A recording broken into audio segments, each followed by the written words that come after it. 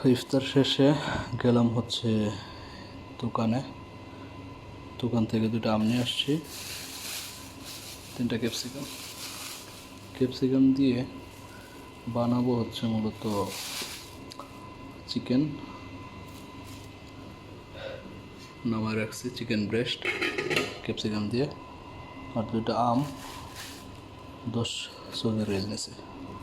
এখন কথা হচ্ছে সেম জিনিসটা আমি যদি আম না কিনে জুস খেতে যেতাম, হয়তো বা একটা আম দিয়ে পসিবল ছিল একটা জুস বানানো। তো ওই দিক দিয়ে চিন্তা করলে দেখা যায় এভাবে লাভ আছে।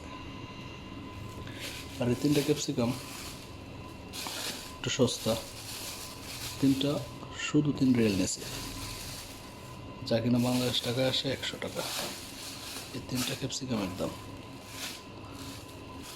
এ হচ্ছে বাজার, এখন হচ্ছে রান্না হবে, ব্যাস।